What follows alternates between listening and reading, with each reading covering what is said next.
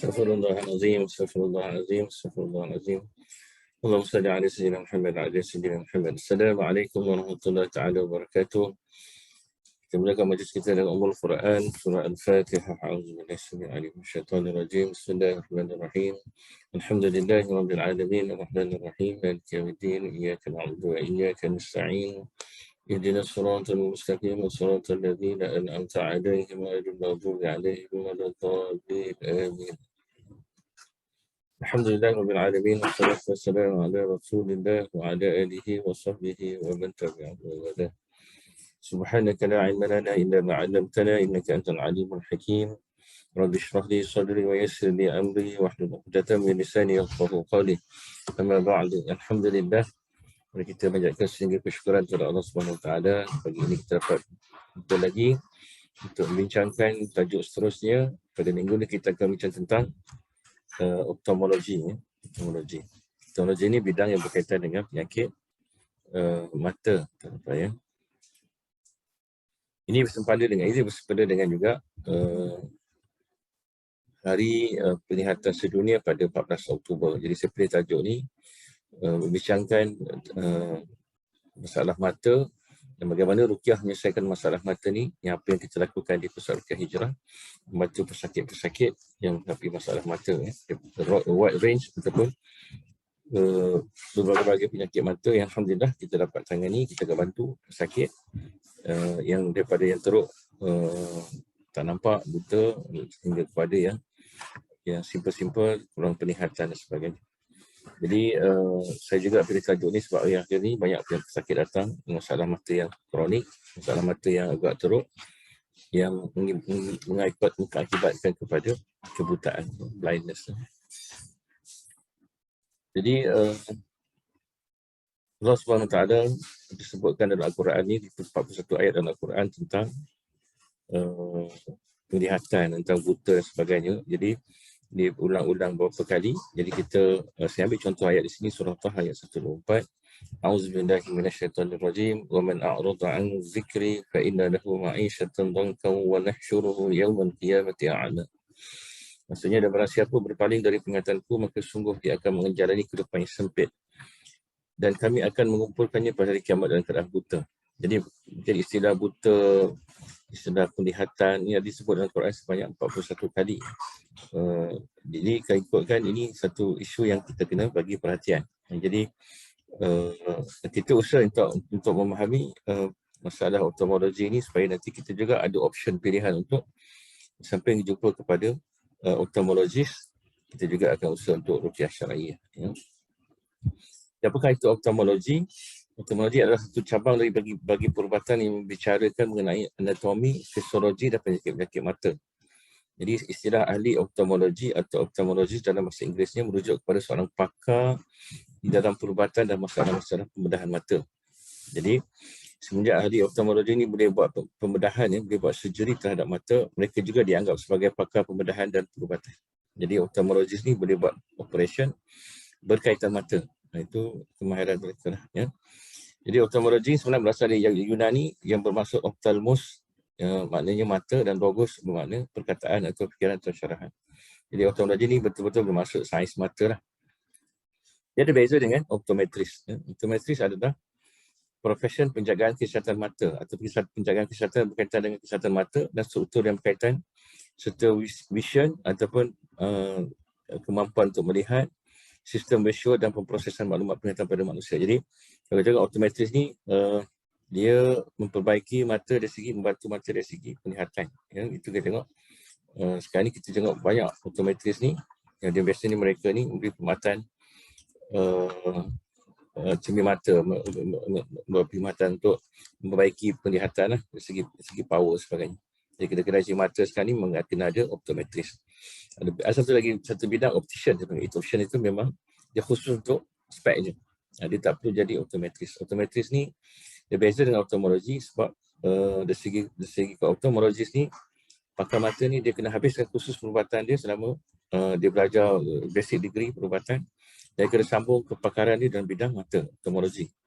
Optometris ni dia hanya belajar berkaitan dengan dari segi sudut penglihatan tu, dan dia khusus dia kalau ikut masa dulu, zaman saya dulu, UKM antara universiti pertama yang menggunakan ijazah optometri ni. Khusus dia 4 tahun dan dia masa tu in demand sebab tak banyak universiti yang buat khusus. Maka optometris ni kalau sebelum grad dah di booking untuk bekerja dengan syarikat-syarikat ataupun syarikat-syarikat kedai-kedai cermin mata. Jadi masa tu bila kerajaan mewajibkan optometris ni, maka dia jadi keperluan masa tu. Jadi dalam sejarah Islam, optometri juga satu bidang yang agak terkedepan. Jadi kita tengok ada ni kitab-kitab yang ada dah dulu berkenaan dengan ophthalmology atau berkenaan dengan optik. Itu dah ada lama dah. Jadi dari kesemua cabang perubatan Islam, ophthalmology adalah satu bidang yang sangat penting. Dan kita tengok inovasi seperti jarum suntikan atau syringe tu dicipta oleh seorang doktor Iraq zaman tu bernama Ammar bin Ali dari Mosul yang digunakan untuk membuang katarak asalnya. Jadi asalnya dicipta syringe tu nak sedut katarak lembut. Jadi dia masa tu diciptakan. Jadi doktor perubatan Islam ini cipta satu alat yang kita tengok hari ni, jarum suntikan, sebenarnya asalnya untuk sedut katarak. Jadi mencipta alat syringe ni jenis metal yang logam. Kalau dulu masa kita zaman 60-an 70-an tak ada jarum disposable syringe, tak ada. Jadi kita tengok zaman tu orang semua pakai syringe yang metal. Nak kena lepas cucuk, nak kena bersihkan, nak kena sterilize balik, kita kena sterilkan benda tu, dan baru kita boleh guna balik untuk cucuk kali kedua. Jadi kita tengok ini dicipta oleh doktor pakar perubatan Islam masa tu, zaman awal Islam masa tu, awal perkembangan ilmu perubatan. Itu yang berkaitan dengan macam mana ophthalmology beri sumbangan kepada inovasi sampai hari ini. Kita pakai jarum suntikan ni untuk suntik macam-macam. Itu asalnya daripada ophthalmology. Ibnu Al-Hatham membuat perkembangan yang penting pada ophthalmology dalam bedah mata. Pembedah mata dah ada dulu. Ini zaman-zaman pada tahun 1000 Masihi. Dah ada dah buku. Dia menerbitkan buku optik yang pertama masa tu, menceritakan macam manakah proses penglihatan. Jadi dia orang yang pertama menerbitkan teori bahawa retina terlibat dalam proses pembentukan imej. Walaupun masa tu belum ada mesin-mesin canggih untuk mengkaji mata, tapi kita masa tu dah ada hipotesis atau postulasi yang menyebut bahawa retina ini penting dalam pembentukan imej yang dekat dalam otak kita atau dalam mata. Ibnu An-Nafis mendapati bahawa otak di belakang biji mata tidak menyokong ophthalmic nerve yang mereka tidak berhubung dengannya. Jadi salah satu seorang lagi sains Islam yang hebat ni, Ibnu An-Nafis, dia membuat hipotesis masa tu. Dia kata otot mata yang kontrol pergerakan mata tu, dia tak ada kaitan dengan saraf mata yang ada di belakang mata. Dia tak ada kaitan. Jadi dia dapat bezakan bahawa otot mata ni dikontrol saraf-saraf yang lain, bukan optic nerve yang kontrol.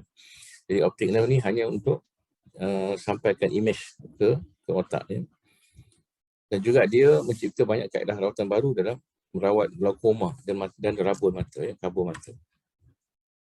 Jadi kalau kita tengok ICD-10, ICD-9 ni, maksud International Classification of Disease ni, ada banyak penyakit-penyakit mata lah. Kita tengok penyakit-penyakit ni, saya tak nak sebut, tak nak cerita semua ni. Nak tunjukkan bagaimana klasifikasi penyakit mata ni banyak lah sebenarnya. Dia bukan macam-macam penyakit berkaitan dengan mata.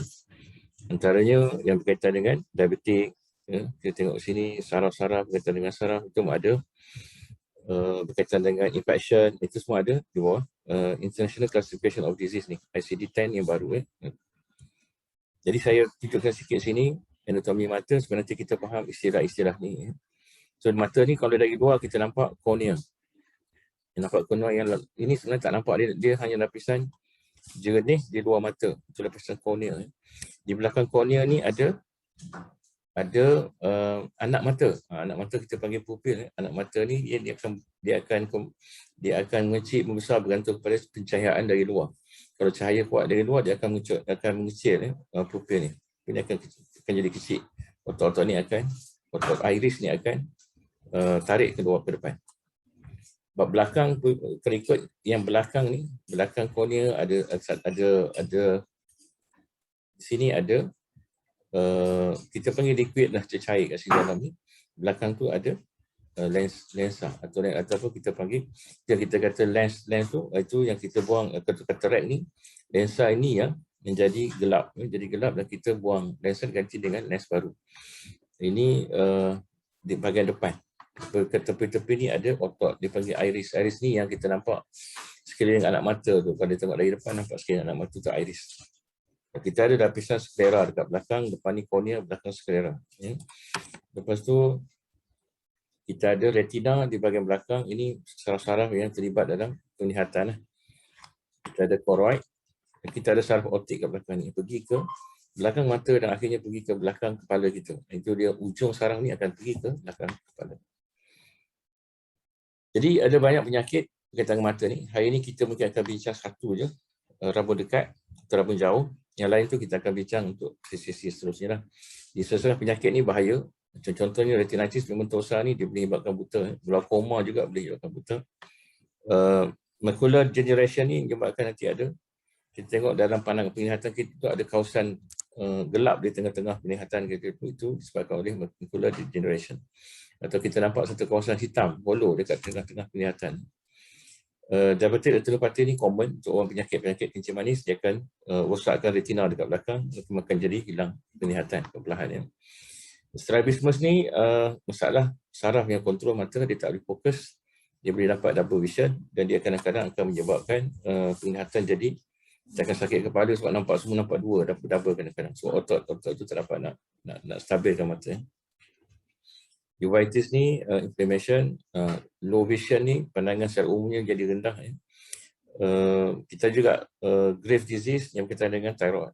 Ini kalau tengok patient ni datang dengan keadaan mata dia nampak macam buntang, nampak mata dia akan besar, nampak kawasan putih mata keluar, dia nampak ke depan nampak mata dia. Optic neuritis ni inflammation dekat saraf mata ni boleh juga ganggu penglihatan. Cataract, yang kita faham cataract ni keputihan dekat dalam mata kita nampak putih, itu cataract. Retinoblastoma ni, ini kanser mata, kanser kepada saraf ataupun retina di belakang mata. Penyakit lain kita tengok yang biasa berlaku, agak common juga, prevalence-nya tinggi, penyakit mata kering atau dry eyes ni. Inflammation mata kita merah, conjunctivitis. Myasthenia gravis, untuk kalau tengok mata ni, kelopak mata dia akan jatuh sendiri, itu myasthenia gravis. Rambut dekat dan rambut jauh. Ini beberapa penyakit mata yang saya senaraikan sini. Dan ikut classification banyak lagi, tapi ini antara benda-benda yang mungkin akan ada kaitan macam mana ruqyah boleh bantu. Dan saya ada pesakit hari ni, retinitis pigmentosa ni, daripada tak nampak, dia nampak balik dengan ruqyah. Alhamdulillah, glaukoma ni sembuh dengan ruqyah. Ini benda-benda yang kita akan bincang. Satu lagi, macular degeneration pun, alhamdulillah ada improve dengan ruqyah syariah. Alhamdulillah. Jadi ikut statistik WHO, pada 26 bulan 2 tahun ni, 2021, sekurang-kurangnya ada 2.2 bilion manusia seluruh dunia mengalami masalah penglihatan. Ini report terbaru dari WHO. 2.2 bilion ni ramai, banyak ya. Persen yang tinggi daripada bilangan penduduk dunia. Jadi di peringkat global sekurang-kurangnya 2.2 bilion orang mengalami masalah penglihatan. Penglihatan dekat atau jarak jauh. Dan sekurang-kurangnya 1 bilion atau hampir separuh dari kes ini adalah masalah penglihatan boleh dicegah. Ya. Jadi daripada 2.2 bilion ni, dan ikut kajian WHO, 1 bilion ni masalah penglihatan boleh dicegah sebenarnya. Boleh dicegah dengan beberapa kaedah. Ya, nanti kita akan bincang sikit lepas tu. Lepas ni. Jadi mengenal pasti rambut dekat, rambut jauh, glaukoma juga sebagai punca-punca utama. Jadi kalau WHO mengenal pasti. Sebenarnya antara masalah utama mata adalah rambut dekat, rambut jauh. Ya. Glaukoma, dia juga cataract. Ini punca utama yang menyebabkan kebutaan. Yang kita tengok ini akhirnya, macam walaupun kita asal rambut dekat, rambut jauh, dia akhirnya akan menyebabkan juga blindness atau kita akan jadi buta. Ya.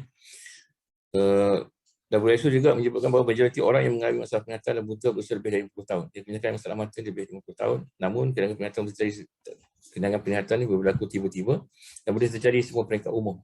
Itu yang itu dapatan daripada WHO. Kerusakan penglihatan menimbulkan beban kewangan global yang besar dalam kuasa tahunan kehilangan produktiviti yang berkaitan dengan gangguan penglihatan.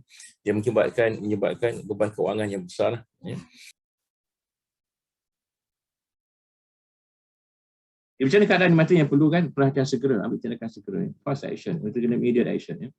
Antaranya pandangan kabur tiba-tiba, ini benda-benda yang dalam masa singkat kita tiba-tiba tak nampak. Jadi banyak penyakit juga lah, macam stroke, mungkin awal-awal stroke atau sakit kepala yang migraine yang sangat teruk. Ini semua akan menyebabkan pandangan kita kabur.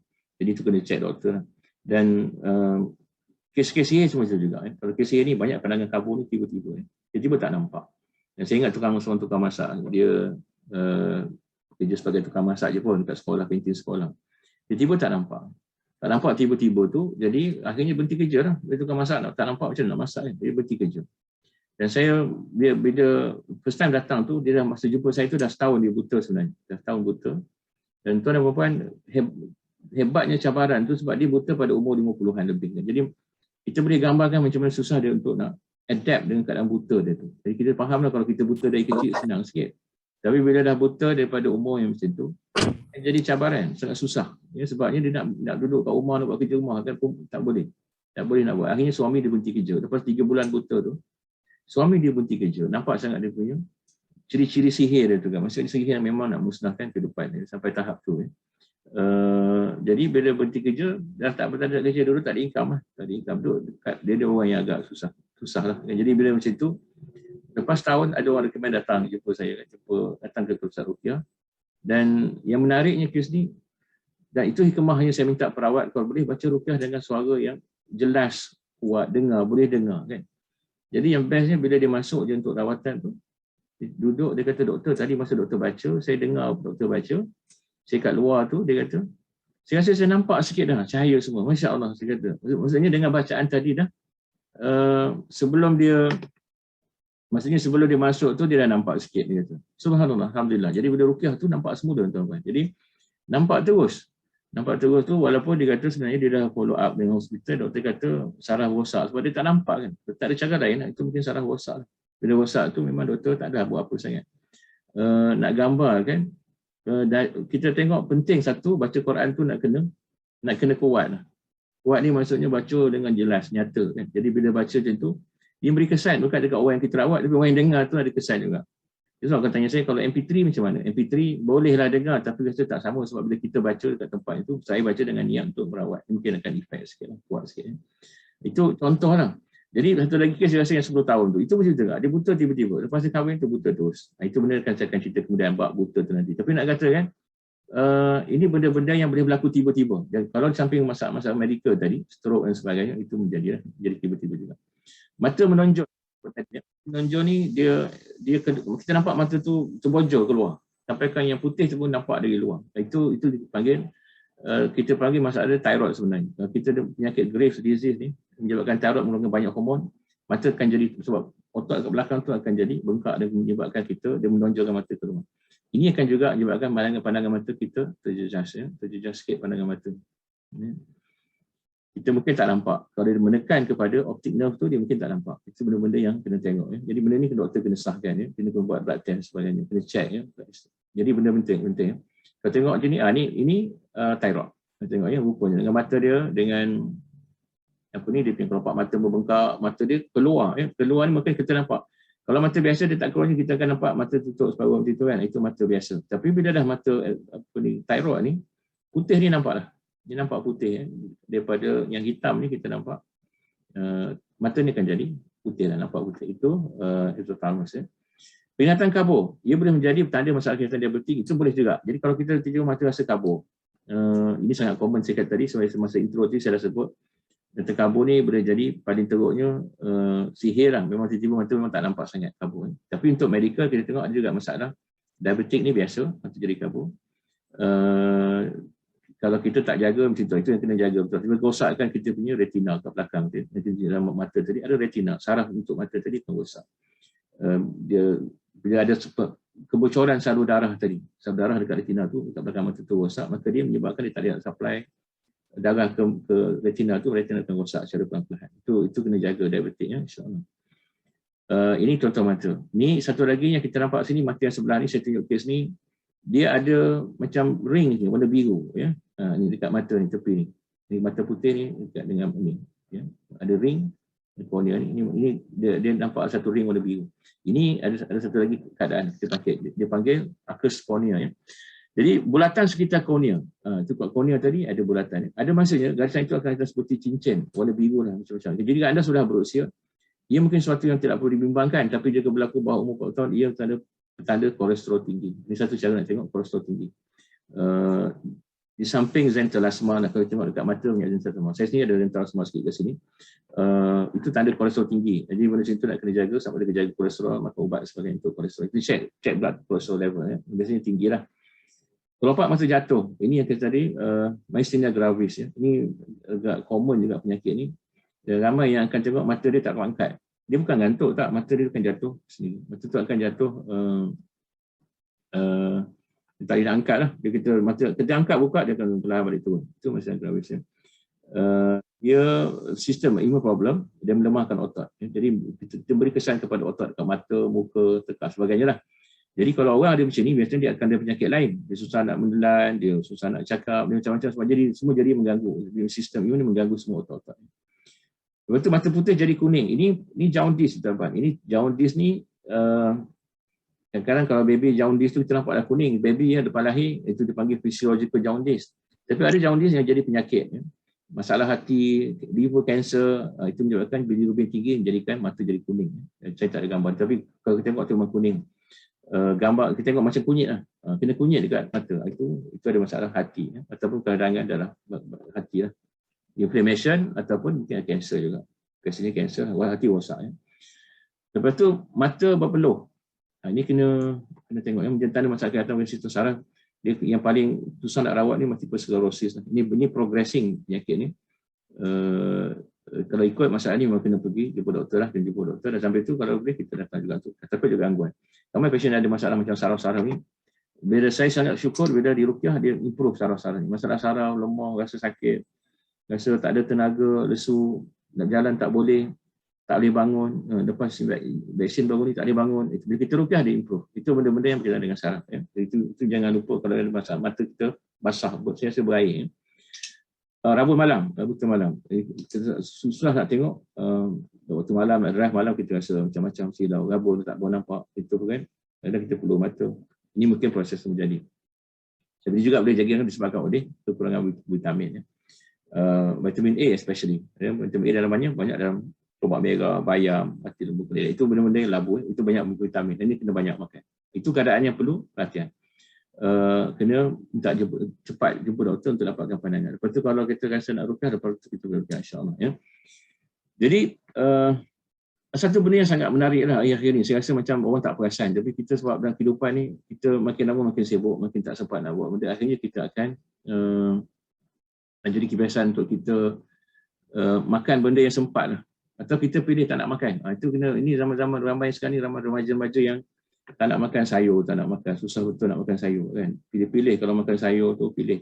Masa kalau makan nasi goreng tu, sayur letak luar dulu kan. Pilih sayur tak nak makan. Jadi dia kalau makan fast food, paling best lah untuk dia suka fast food. Jadi kita ada satu kajian dalam Annals of Internal Medicine ni, katakan terlalu memilih makanan ni, picky eater ni boleh menyebabkan kebutaan dalam kalangan remaja. Ini kajian universiti. Pernah satu kes sampai dia orang mencadangkan supaya diterima diagnosis nutritional optic neuropathy. Dia masalahnya dia berkaitan dengan makanan, tapi menyebabkan masalah penglihatan. Ini berlaku di UK. Di UK remaja ni 14 tahun, pelan-pelan jadi buta ke umur 17 tahun. Dia ni bila dia kaji buat blood test semua tu, dia mati dia memang kekurangan vitamin B12, dia rendah mineral tembaga ni, copper dan selenium rendah, zinc dia tinggi, dan dia vitamin D dia kurang. Kita tengok ketepatan mineral tulang yang tak ketara. Jadi sebenarnya ini kita tengok kalau tengok budak remaja macam ni lah, kalau kita tengok keadaan kita kat Malaysia lah, contoh kita tengok dah lah kita ni PKP duduk rumah kan, budak-budak ni duduk rumah, belajar semua online, kita tengok menghadap komputer masing-masing, dia jadi penyakit macam ni lah. Dia jadi macam kita tengok nanti satu vitamin D boleh dapat dengan cara kita keluar rumah exercise, sebab kita PKP dulu pernah teruk tak nak keluar rumah. Tapi dengan cahaya pagi tu dia akan dapat vitamin B natural daripada matahari. Kalau kena kat kulit dia akan jadi vitamin D interaksi secara natural. Mungkin sebab makanan lah. Kita tengok macam ni rendah copper dan selenium, zinc dia tinggi. Dan ini kadang-kadang sebab penyakit ni ambil makanan tak sihat, tuan-tuan. Nak cepat makan ketan goreng banyak, roti putih dan daging diproses ni. Itu saya kata kalau fast food ni nak kena tengok. Jadi takut nanti ada penyakit yang merosakkan mata datang daripada makanan. Ini pun dah dicadangkan akhir-akhir ini dalam Annals of Internal Medicine. Dia kata ini jadi penyakit untuk orang yang picky kita ni. Jadi kita tengok anak-anak kita, keluarga kita supaya jaga makan. Kita tak macam dulu dah. Sekarang ni dia kalau macam mana pun order makan ni, order yang dia orang sedap lah. KFC, McD sebagainya. Itu benda-benda yang saya rasa macam tak berapa sihat. Ataupun kalau kita beli pun banyak frozen food macam tu lah. Dari proses ni. Senang kan sebab kita tak nak proses-proses, kita beli yang siap proses. Itu benda-benda yang kena jaga supaya jaga mata. Itu benda kena hati-hati ya. Jadi saya bincangkan tajuk hari ini. Okay, saya tunjuk tajuk rabun. Hari ini kita bincangkan penyakit rabun. Jadi kadang-kadang kita tak katakan ni penyakit lah rabun ni. Ramai orang tak katakan spesifik penyakit. Walaupun ICD-10 tu dia tak sebagai penyakit juga lah rabun ni. Ya. Jadi kita kena tengok berapa jenis rabun mata. Rabun jauh, rabun dekat. Ya. Rabun jauh ni tak boleh tengok jauh. Rabun dekat susah nak tengok dekat. Ini biasa banyak umur yang usia untuk nak baca susah. Kena pakai spek dan sebagainya. Itu rabun dekat. Silau ni kalau tengok tengah malam bercahaya mata kita kan jadi rabun tiba-tiba. Jadi bahaya untuk drive malam, bahaya kan. Itu rabun silau. Rabun malam, waktu malam tak nampak. Ya, dia kalau rabun malam ni ayam lah sebenarnya. So, kalau tengok ayam ni memang di malam dia tak nampak sebenarnya. Suluh pun dia tak nampak. Jadi sebabnya kita kena tangkap ayam ni, kena tangkap kalau ayam hutan tu tangkap waktu malam, suluh dia tak gerak. Macam itulah. Itu pengalaman kan baru ni. Dia kalau nak cari ayam hutan contoh, ramai orang cari waktu malam lah. Dia boleh tangkap macam tu je. Ataupun guna sekop je. Padahal kalau waktu siang dia nak laju lari sebagainya. Jadi kalau tengok ayam ni rabun malam lah. Macam kita kalau rabun malam macam tu lah juga. Kita tak nampak. Bila seluruh cahaya kita terus blackout. Kita tu tak nampak. Rabun ni tak nampak. Rabun warna suka nak tentukan warna lah. Ini masalah juga. Ini juga bahaya juga kalau kita tengok drive. Sekarang ni semua wajib kalau nak ambil lesen kena check rabun warna ni ada tak ada. Okay, rawatan ni agak mudah. Kita kena menggunakan cermin mata untuk kantar letak. Pembedahan laser mata untuk memulihkan kerabunan itu biasanya macam tu lah.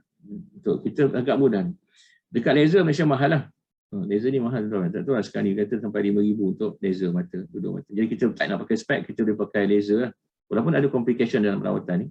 Tapi ramai orang ambil juga, buat juga sebab senang tak nak pakai spek. Itu kan. Tapi dekat Mesir anak saya boleh buat murah. Mesir dalam RM1,000 lebih, RM1,500 itu dah boleh buat duduk mata. Murah kat sana. Dekat Malaysia mahal sikit. Kat sana mungkin ramai pakar pun. Gaji dia murah, jadi perawatan sana murah sikit, basic ni. Cermin mata ni biasa, yang tu kita pergi jumpa optometri ya. Itu cermin mata. Alright. Jadi gangguan penglihatan rabun mata ni, dia tak boleh mudah juga sebenarnya. Dia bukan hanya mengganggu pandangan, tapi dia boleh menjaga fungsi tubuh yang lain. Jadi kita tengok dia akan jadi sakit kepala kan. Bila kita tak correct, tak betul kan rabun ni, jangan ambil mudah. Dia boleh sama dia akan jadi teruk lagi, rosak lagi teruk. Yang pertama, yang kedua, dia kadang-kadang. Sebab kalau kita spek ni power tak betul, sakit kepala. Jadi kadang patient kalau datang jumpa saya di Rukiah. Kadang-kadang kita tengok komplain sakit kepala. Tapi sakit kepala tu bila kita check kalau tak ada gangguan sangat, tapi mungkin juga sebab mata tadi. Ya, mata tadi, dia rabun. Tapi dia tak correct kan, dia tak betulkan mata tu. Tak pakai spek, tak pakai contact lens sebagainya.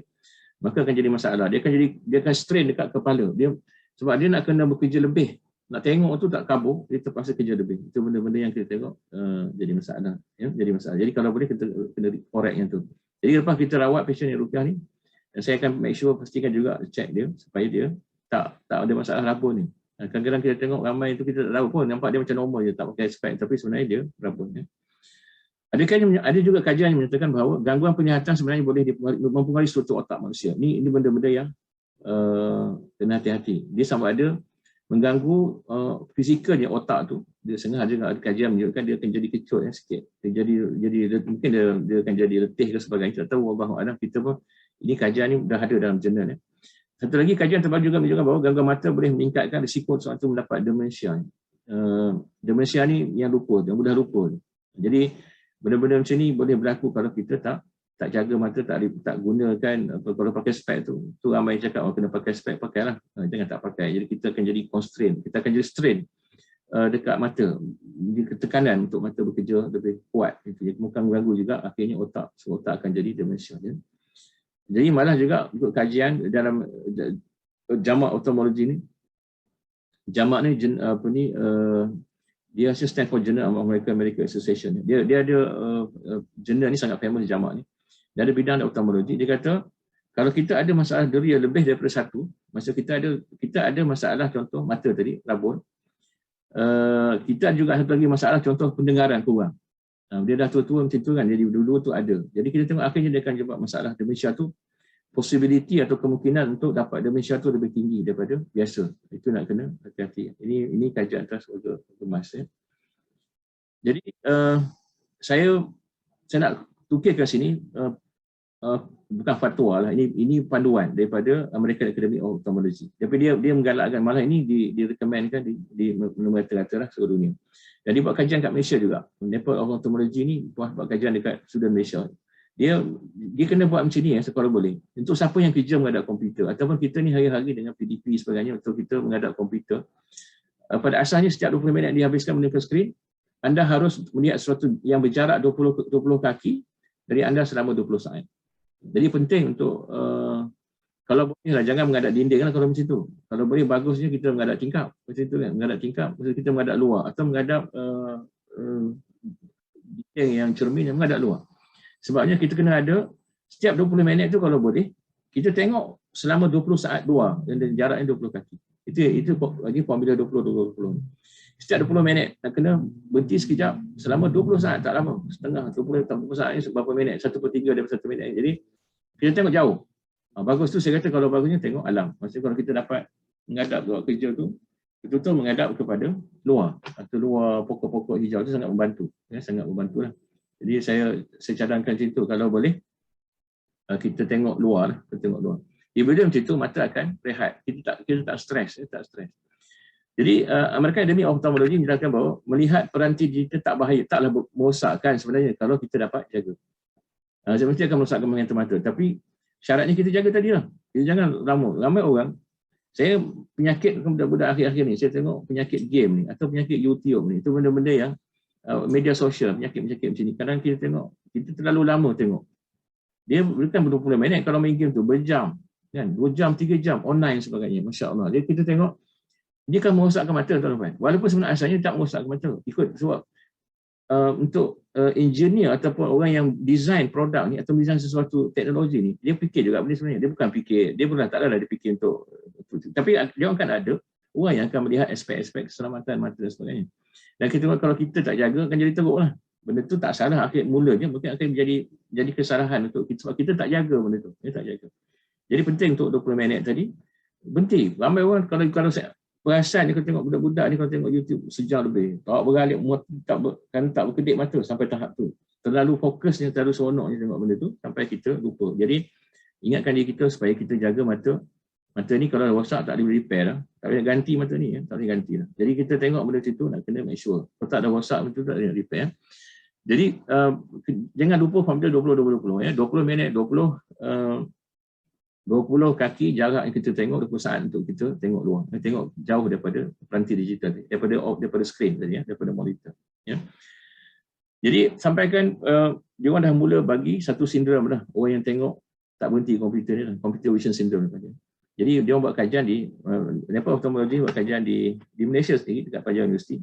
Dia kata hampir 90% daripada pelajar mengalami simptom CVS dah hampir hanya 2 jam penggunaan komputer secara berterusan. 90% dapat CVS ni tadi. Jadi kita tengok sebab dia kalau 2 jam berterusan lah. Dan saya harap sangat benda ni kita pesan anak-anak sebagainya. Yang orang kita tengok menghadap komputer yang berterusan ni, siapa yang kerja IT menghadap komputer, buat benda-benda yang banyak komputer, design menggunakan komputer, kena hati-hati jaga mata. Oleh itu dengan kerap berehat untuk melihat objek yang jauh pada waktu skrin dapat mengurangkan gejala ketegangan mata. Dan kata lain, peraturan 2020 sangat membantu insya-Allah. Jadi pesan sangat tu lah. Tu sebab saya ni highlight benda-benda yang baru yang saya tak pastilah doktor akan cerita benda ni. Kalau doktor tak update dalam ophthalmology ni susah juga. Dan saya benda-benda ni saya rasa kena perbaiki lah. Saya mencari benda-benda ni untuk jadi panduan supaya kita digunakan untuk diri kita, keluarga kita sebagainya. Ya. Okey.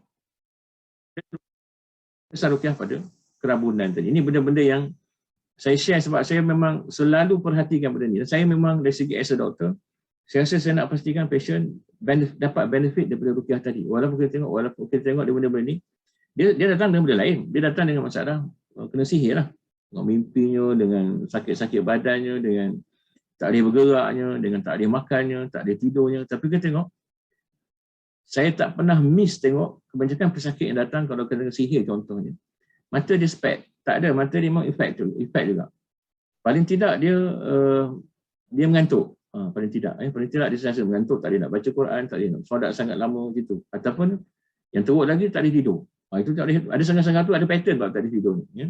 Dia tidur okey, malam tu tidur pukul 9, dia kena bangun pukul 1. Lepas tu tak boleh tidur, kadang baru 3 jam sampai subuh tak boleh tidur. Itu ada benda yang macam tu. Itu kita tengok ciri-ciri gangguan tu. Atau dia tidur pukul 10, bangun pukul 3. Pukul 3 bangun tu, kalau boleh solat tahajud, alhamdulillah lah. Tapi masalahnya ramai yang dalam keadaan bangun tu, dia tak nak bangun sebenarnya. Ataupun dia nak rehat, rasa badan tak rehat. Tapi mata dia tak boleh tidur, tak boleh tutup. Jadi benda itu kan jadi pressure lah. Kita tengok jadi penat, badan jadi penat. Besok kena kerja semangat. Itu benda-benda yang kita tengok kesan daripada. Jadi saya biasanya, jadi satu yang kena perhatikan tuan dan puan. Siapa yang buat ruqyah, buat rawatan, pastikan kalau kita tengok observation ni.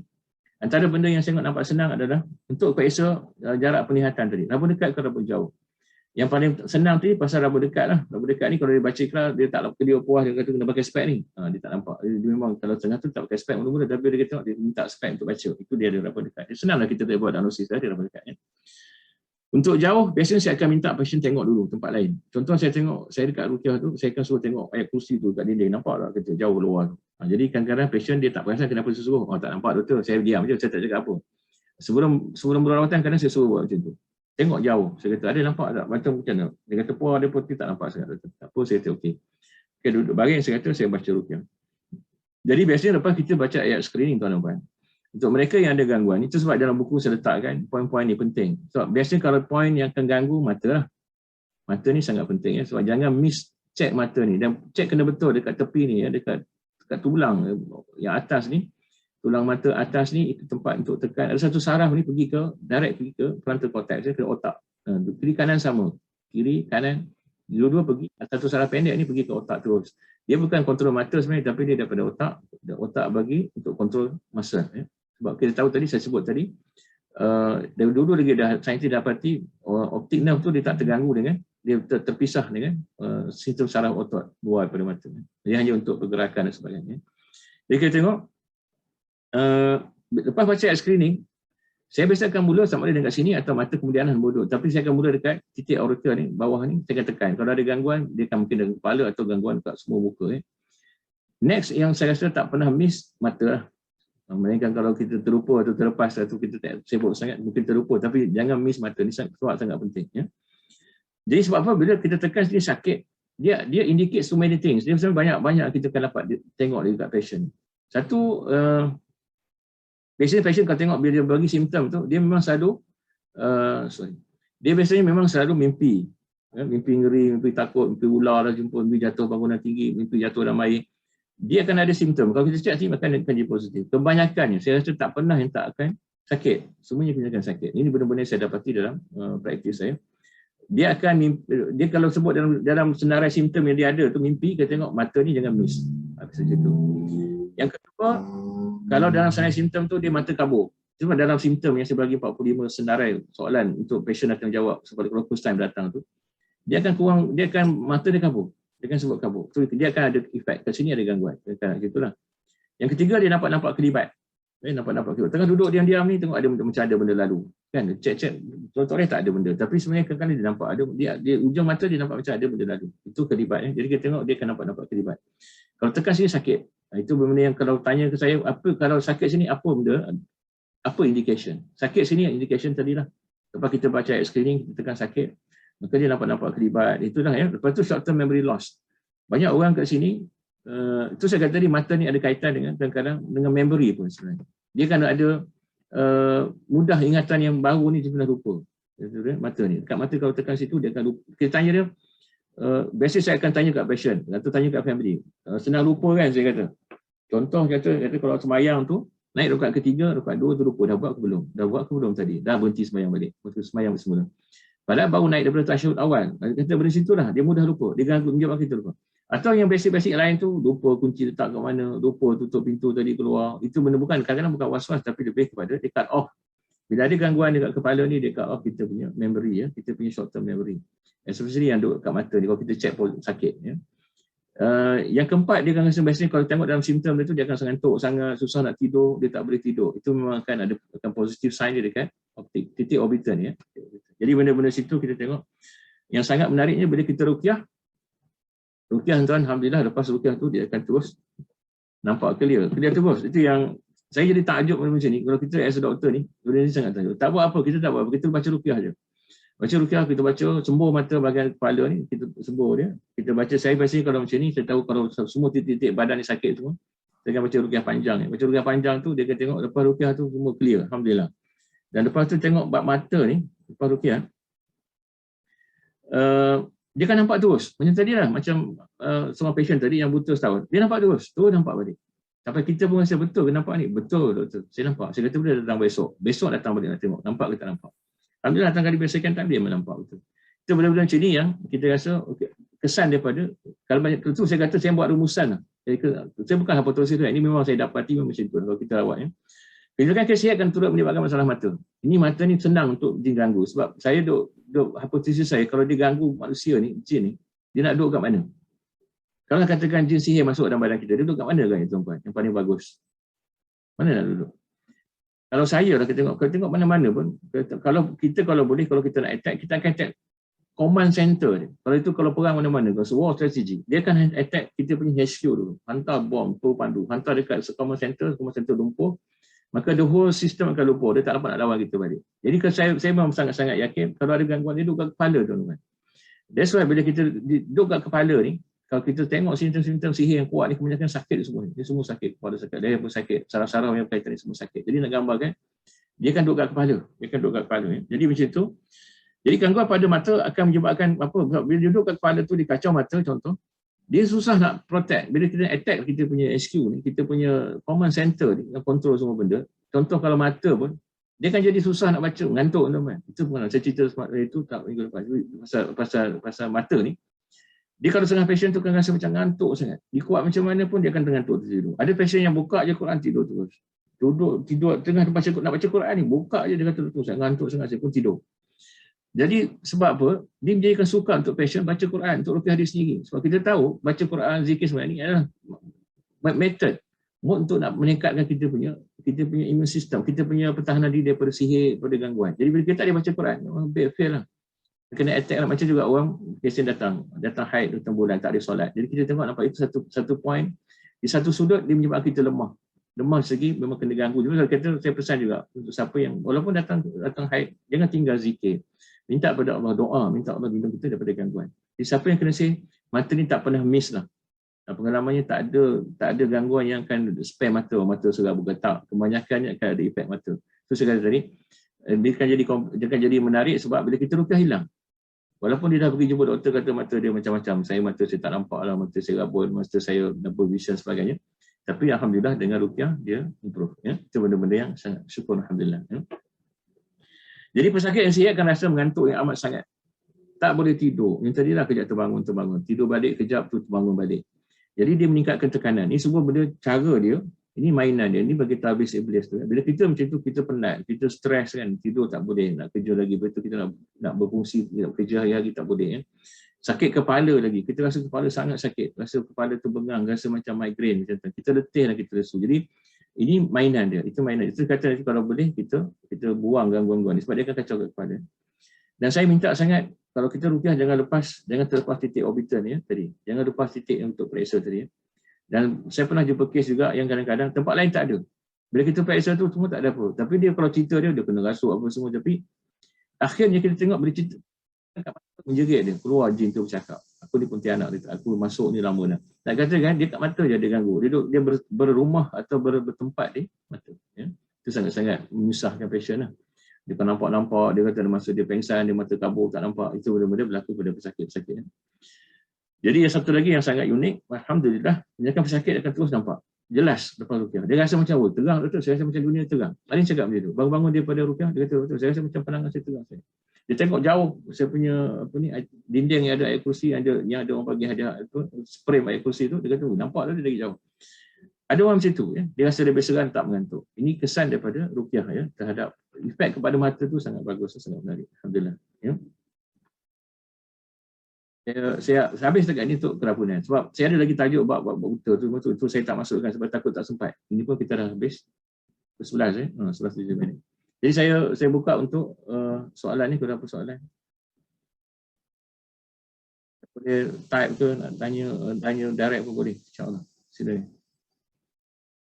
benda yang pengalaman dengan mata, dan mata ni sangat, saya buka mata sebab saya sangat terasa benda ni sangat penting, sebab saya ada rawat dah pasien-pasien ni, buta ni nampak balik kan, alhamdulillah. Dan syukur alhamdulillah dia recover lepas diruqyah tu habis. Ada yang kata buta 10 tahun tu pun dia recover. Bila kita sebut ni dekat orang tak percaya tuan-tuan. Mata ni siapa nak percaya kalau doktor kata Sarah dah rosak doktor. Sarah dah rosak, buta dah 10 tahun. Jadi kalau kita rasa kita dapat, kalau mata dia dapat balik kembali tu, masya-Allah. Macam saya cakap minggu lepas lah, pasien ni dia kembali sebab dia tadi dia tawasul dengan amal dia yang soleh. Walaupun dia teruk, dia kata mata dia dah tak nampak, mata dia kena sihir sampai dia tak nampak tu lepas kahwin. Dan dia katakan ini benda-benda yang orang tak percaya. Jadi kadang jadi isu. Saya tak nak sebut benda ni. Tapi kalau ikut patutnya saya akan buat write up. Kita akan buat case report benda macam ni. Sebab sangat penting untuk jadi panduan. Jadi kita jangan putus asa. Ramai orang bila kata doktor mata kata, oftalmologis kata ni Sarah puan dah rosak ni. Tak ada. Jadi memang kita ikut kan, appointment pun makin jarak, dan doktor pun dah boleh discharge daripada tu. Sebab dia tak ada sebab untuk dia nak tengok lagi, sebab memang habis lah, Sarah tu rosak. Jadi kita tengok ramai pasien macam ni akhirnya akan pergi mata-mata, pergi bomoh lah, pergi tu lah, bayar ribu-ribu, jumpa bomoh sebagainya. Akhirnya tak sembuh. Sebab dia tak melalui kaedah rawatan yang betul. Yang betul. Jadi itu peringatan lah untuk kita sama-sama, insyaAllah. So ada soalan? Tak ada soalan ni? Setakat ni tak ada soalan. Cuma saya tertarik, saya mention pasal CVS, Computer Vision Syndrome tu. Dengan kita baru je alami lockdown, rakyat pun banyak yang work from home, PTPR, saya rasa kes CVS ni lagi akan meningkat. Betul. Dan sangat merisaukan. Satu lagi yang apa tadi, yang kita tengok fikir kita tu, memang itu ikut kajian lah. Jadi kalau ikut, saya ada risau hari ni bila kita order makan online, yang paling senang apa? Paling laju apa? Pizza. Yang laju apa? McD. McDonald's. Itu paling laju lah. Jadi anak-anak kita pun kena fikir balik. Kadang-kadang mak ayah kita sibuk, kita pun tak luput, tak ingat benda-benda ni penting. Kita kena pesan anak-anak supaya makan makanan yang fast food semua ni kena berhati-hati lah. So long term akan rosakkan mata sebenarnya. Itu kita risau tu. Ini kajian sains, ini bukan saya cerita, tapi ini berdasarkan apa yang dikaji oleh saintis. Itu benda-benda yang kita kena hati-hati lah, insyaAllah. Macam national optic neuropathy, satu benda lagi isu lah. Saya rasa banyak. Sebab kita suasana hidup dah macam tu, keadaannya macam tu. Wallahualam. Saya ambil komen. Tapi yang rabun ayam tu best ya, rabun ayam.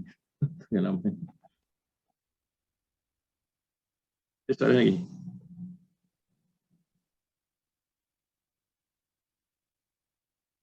Ada satu soalan.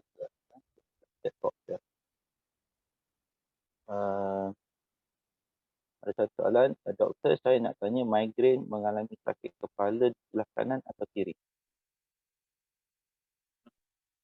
Dia migrain ni, dia tak adalah spesifik mana-mana nak kena tu. Dia boleh juga kena mana-mana. Tapi so diagnosis migrain ni dia agak subjektif lah. Dia bukan objektif sangat. Migrain ni, okey, migrain ni kena macam ni, ciri dia macam ni. Tak ada. Dia migrain boleh sakit kepala. Dan doktor kepada macam seolah macam dia diagnosis akhir, macam kata tak tahu apa, akhirnya doktor kata migrain. Ramai doktor yang ambil mudah, dia tak nak buat apa-apa, dia kata ini migrain ni. Dan kita pula ramai pasien kata aku migrain lah. Dan yang kan saya pernah cerita masa kes pertumbuhan tu, dia boleh jadi ketumbuhan otak mungkin. Itu tahap tu. Jadi migrain sangat luas. Jadi dia kena belah mana, dia boleh kena mana-mana belah lah.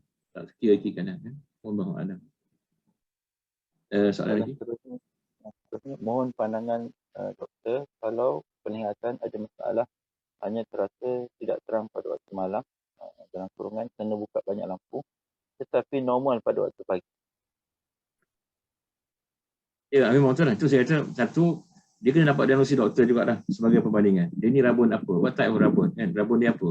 Rabun tadi bermalam ke, silau cahaya ke, estetik ke sebagainya. Itu benar-benar doktor kena sahkan dulu lah. Tapi kena fokus juga rasanya untuk ruqyah yang fokus dekat mata. Kalau benda ni mengganggu, kan kita tak cerita kerana perawat pun kita bukan bomoh. Kalau kita tak bomoh ni, kita tak boleh diagnosis tanpa kita orang tahu, beritahu satu. Sebab bila kita nak come to conclusion diagnosis kita tu, kita kena ada simptom-simptom yang ada dekat pesakit. Kita kena tanya pesakit kan. Itu sebab history tu penting. Bila kita buat rawatan Islam, kita kena ada history, apa sejarah dia kan. Yang ketiga kita buat tadi lah, kita kena ada system point tadi. Jadi kalau kita kadang termiss that point, kita tak periksa, kita tak fikir masalah mata tu. Tapi ada orang yang kerana dia terlalu banyak sangat sakit sampai dia tak fokus. Jadi mata tu saya rasa antara bendanya dia kena sahkan dulu dengan ophthalmologist, dan dia boleh check untuk optometris, tengok vision dia macam mana, masalah tak, ya. Jadi semua ni boleh diperbaiki dengan serata boleh diperbaiki dengan mata je, ya. Tapi kalau ada masalah serius, ophthalmologist akan detect, insya-Allah. Bila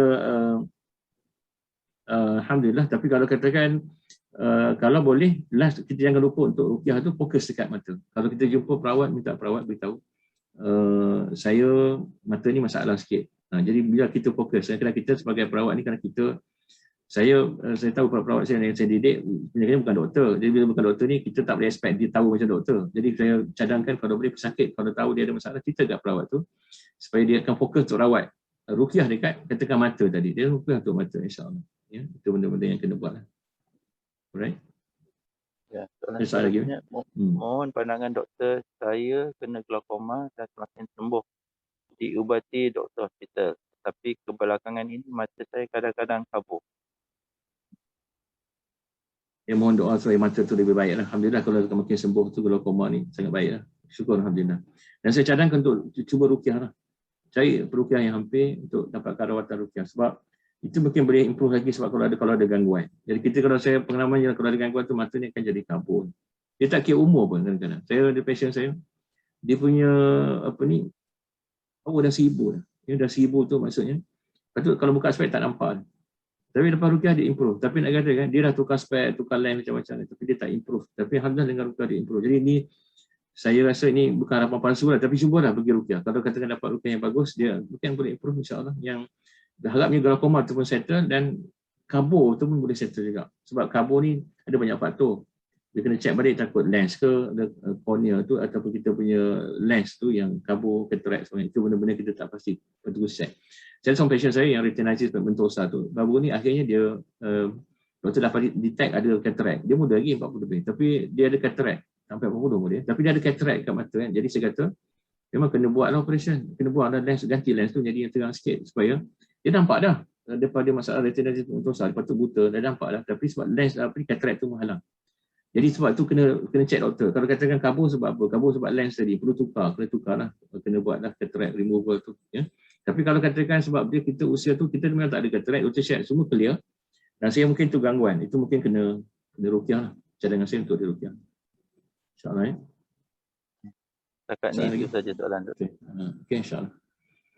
So tak ada apa. So kita boleh tangguh majlis insya-Allah. Saya ada macam soalan. Okey.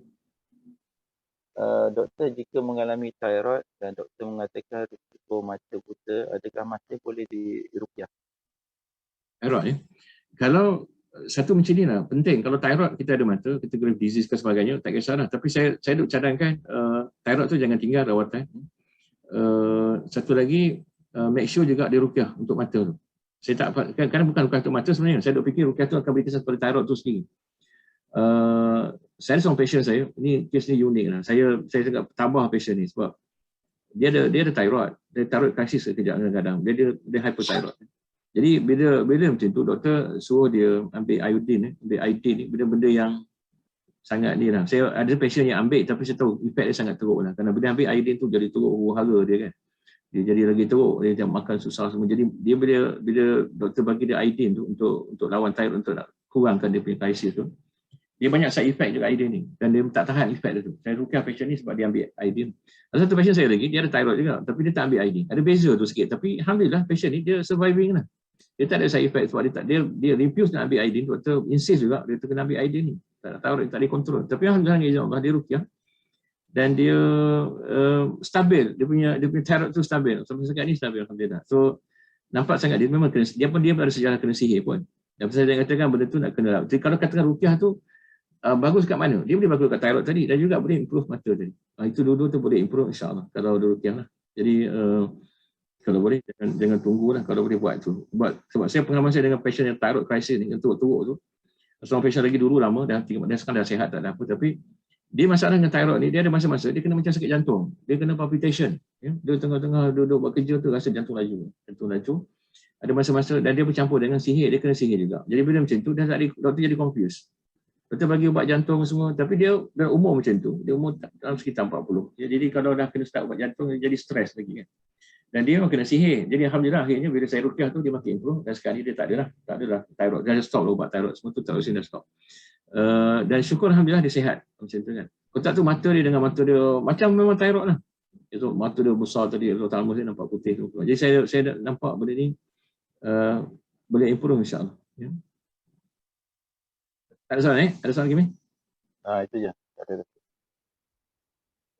Saya itulah sebab saya akan buat ni untuk lagi satu siri ni, 2 siri lagi tu mungkin untuk yang cover tajuk-tajuk lain tentang mata lah. Saya rasa penting untuk kita tahu macam mana jadi buta, apa panduan-panduan dari segi kesihatan untuk kita mencegah jadi mata jadi hilang pandangan ni. Itu benda-benda penting ya. Kita rasa kita ambil mudah hari-hari walaupun kita rasa macam kita rasa kita boleh cope dengan mata yang kabur macam tu kan. Jadi saya masih juga harap kita dapat jaga mata kita. Ada orang yang mata dia sangat terang sampai, dan saya mengambil ibrah daripada ayah saya. Arwah ayah saya ni sangat terang mata. Dia baca Quran banyak. Saya kata baca Quran tu sendiri adalah treatment untuk mata, ya, rawatan untuk mata. Jadi kita menghadap Quran, baca Quran. Kita menghadap Quran, baca, tengok tulisan-tulisan Quran. Kita menghadap Allah Ta'ala. Kita doa supaya mata kita sihat. Ayah saya sampai meninggal dia tak pakai spek ya. Bawa kereta laju 130 km sejam tak pakai spek. Kita yang menunggu dia ni kena pakai spek. Macam pun jauh kena sikit. Jadi nak kata kan, tapi dia hidup dengan Quran lah. Dia kata itu antara contoh-contoh yang sangat rasa. Dan dia diajar untuk dia mata ni adalah latihan tuan-tuan. Dia bukan mata ni dia setakat makan minum tu nak kena jaga untuk zat-zat dia tu. Dan dia diajar untuk dia pernah cakap dengan saya, cuba kau tengok matahari pagi tu, menghadap matahari tu tengok waktu pagi. Saya kata, oi sakit mata tu. Tapi dia kata tu antara tarbiyah yang diterima daripada ustaz dia mengajar ngaji dulu. Tapi nak katakan dia bukan untuk nak strain, tapi paling kurang kita kena melihat alam konsep ni. Kita kena melihat alam. Orang dulu ni dia tengok sawah, hijau kan. Hari-hari itulah kerja dia. Kita ni hari-hari tengok monitor, screen monitor. Jadi habislah kita kan macam tu, mata kita rosak. Dan dia mata ni makin baik kan, makin sihat. Itu benda-benda yang kalau dari awal kita dalam keadaan kita sihat, hidupnya dalam keadaan kita sihat. InsyaAllah benda-benda akan tahan lama insyaAllah. Jadi kita jaga benda-benda ni. Yang kita sibuk jaga kita punya harta-harta dunia kita lah kan. Kita jaga servis elok semua kan. Masa kita jaga macam tu, 5,000 kilo kita hantar servis. Tak habis memang bising kan. Sampai bergaduh kan nak servis kereta 5,000. Tapi nak katakan ada benda-benda yang barang kita ni yang kita kena jaga elok lah. Ada masa-masa kita kena servis dia, pergi pergi-keluar kan. Haji Amin dengan saya selalu pergi laut kadang-kadang kan, pergi hutan kan. Itu benda situ kita kena buat lah saya rasa untuk boleh bantu untuk supaya kita maintain kita punya anggota ni. Dia tak bekerja, tak pernah berhenti kerja, tak pernah rehat, tak pernah stop. Dia kalau stop tu habis lah. Macam tu lah kan. Jadi kalau dia nak gambar kan, jantung macam tu lah. Macam mata kata lagi. Kalau dia stop, tak nampak. Dan saya syukur sangat akhir ni sebab banyak pasien yang datang dengan masalah mata ni settle. Kalau settle ni maksudnya nampak balik. Yang sebut tadi retinasi sebelum mentosa tu, saya akan cerita kemudian nanti beberapa kes yang minggu depan saya akan cerita ni, kes lebih detail. Hari ni saya nak bagi introduction pasal mata ni lah. Benda-benda berasas pasal mata dan saya minta kita sebar-sebarkan ilmu ni supaya kita dapat selamatkan mata ni, kita dapat jaga mata ya. Jadi hari mata sebelum ni 14 hari bulan. 2 minggu lagi lebih kurang kan. Dan itu jadi pengatahan kita untuk jaga mata insya-Allah. Terima kasih banyak dapat attend pagi ni ya insya-Allah. Dan minggu depan kita akan bincang lebih lanjut, lebih detail sikit. Ini semua saya introduction. Jadi wallahu a'lam, aqulu qouli hadza wa astaghfirullah azim li wa lakum. Wassalamualaikum warahmatullahi taala wabarakatuh. Jadi kita insya-Allah kita tangguh dulu majlis kita dengan tasbih tifarah surah Al-Asr.